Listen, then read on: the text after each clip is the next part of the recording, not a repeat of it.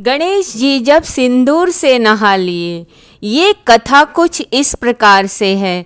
ब्रह्मा जी ध्यान कर रहे थे। ध्यान करते करते उनका मन विचलित होने लगा।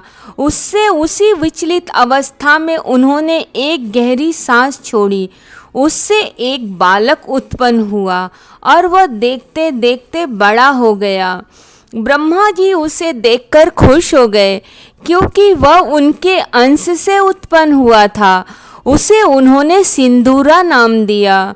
उसकी प्रवृत्ति कैसी है, कैसी नहीं है, यह बिना जाने ब्रह्मा जी उसे वरदान देने लगे।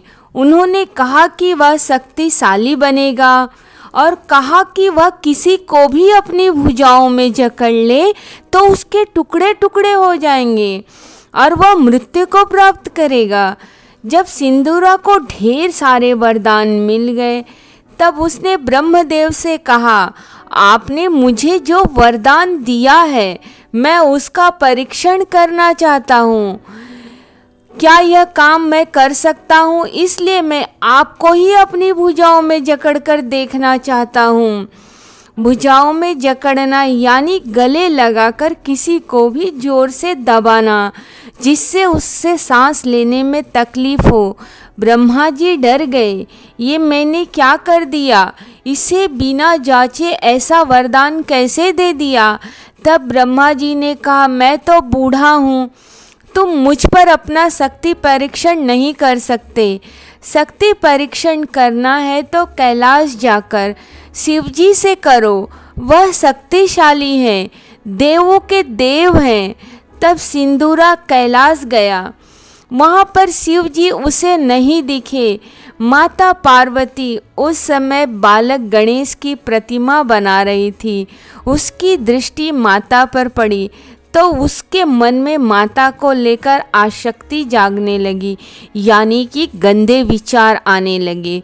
उसी समय प्रतिमा रूपी बालक के आँखों से एक तेज और दिव्य रोशनी निकली, जिससे माता से प्रतिमा की नाक बिगड़ गई और नाक हाथी के सूंड के समान बन गई। वही रोशनी सिंदूरा से टकराई और वह कैलाश से सीधा ब्रह्मलोक जाकर ही गिरा। तब ब्रह्मदेव ने सिंदूरा को श्राप दिया कि उसका सुंदर शरीर राक्षस बन जाए और वह पाताल में निवास करे और माता पार्वती का पुत्र गणेश ही उसका वध करे। सिंदूरा अपना राक्षसी रूप लेकर पाताल चला गया। कथा में एक बात और थी, सिंदूरा के शरीर का रंग सिंदूर के रंग का था, इसलिए उसे ब्रह्मदेव ने सिंदूरा नाम दिया था। सिंदूरा पाताल में तो चला गया, लेकिन उसने देवताओं को परेशान करना शुरू किया, स्वर्ग पर आक्रमण कर दिया। तब सारे देवता ब्रह्मा जी के पास आए। तब ब्रह्मा जी ने उन्हें कैलाश जाने को कहा और बताया, सिंदूरा का वध केवल गणेश कर सकते हैं। सब देवता कैलाश जाकर माता पार्वती और शिवजी से प्रार्थना करने लगे। गणेश जी से कहा।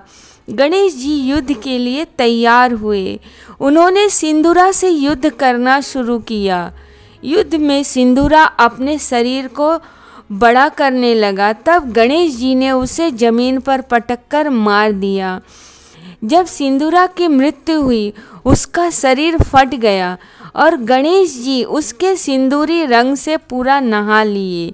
ये कथा पसंद आए तो चैनल को लाइक और सब्सक्राइब करें।